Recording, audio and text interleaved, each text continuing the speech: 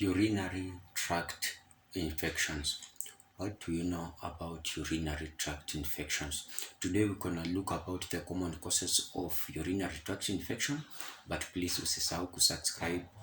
Bonyeza subscribe katika hiyo channel ya afya muhimu uweze kupata mafunzo kama haya na mengine zaidi. Urinary tract infection are caused by bacteria. Ni ugonjwa ambao inaletwa na bakteria, na hizo bakteria huanga zinajaribu overcome the body's immune or a body's defense, na huenda zika affect your kidneys, your bladder, your tubes, and also run between them. Now we have the first facts on urinary tract infections, which include women's, wanawake wako at 50% chance of developing UTI, and the common symptoms of UTI include frequent to urinate, painful, burning sensation when urinating, and UTI is usually diagnosed based on symptoms and testing of urine samples. UTI also, it can be cured within 2 or 3 days of treatment. We have home remedies and hospital remedies. Now, the common causes of UTI include infection in your bladder called cystitis.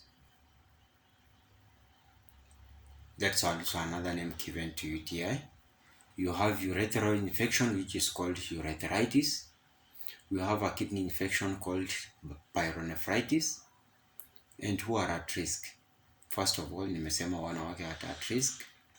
Pregnant women are at risk because of changing hormones during pregnancy, and also those who misuse antibiotics are at risk.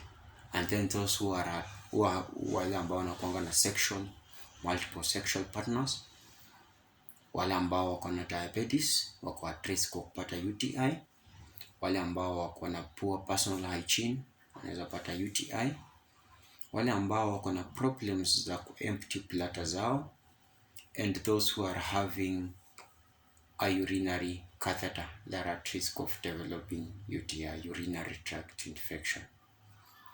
Those who are having kidney stones are at risk of developing urinary tract infection, and those who are almost menopause or who are at menopause, they are at risk of developing UTI.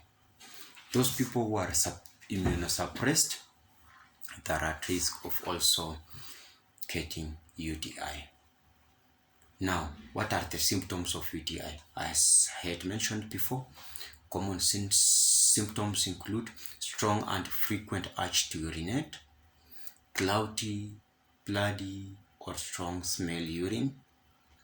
Unaweza kuwa na pain or burning sensation when urinating. Unaweza kuwa na nausea or vomiting. That's a sign of severe infection. You could also have what you call muscle aches and abdominal pains.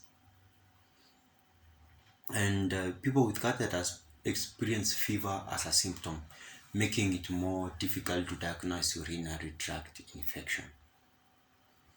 As I had mentioned, just a few, we have acute pyelonephritis, which is sudden onset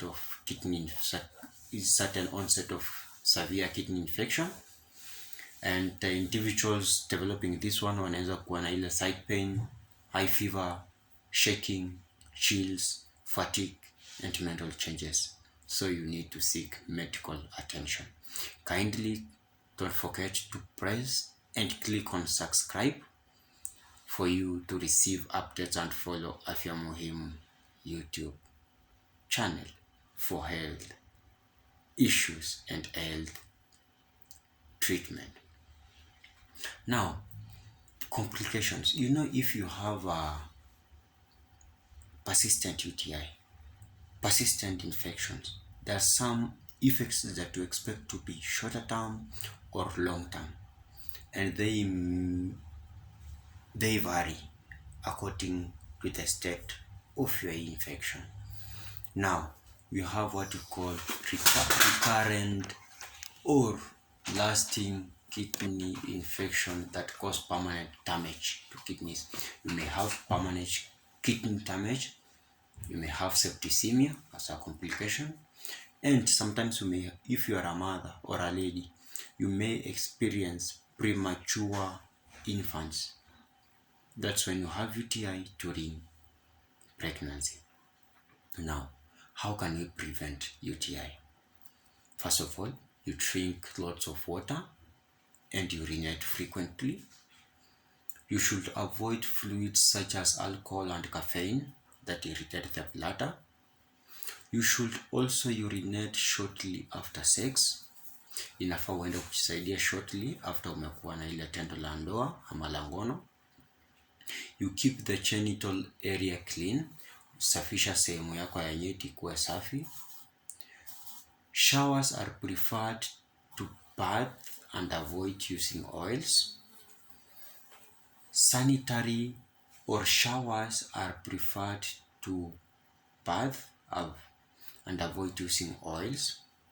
Now, what do I mean? Sanitary baths or showers are preferred than bath. Why?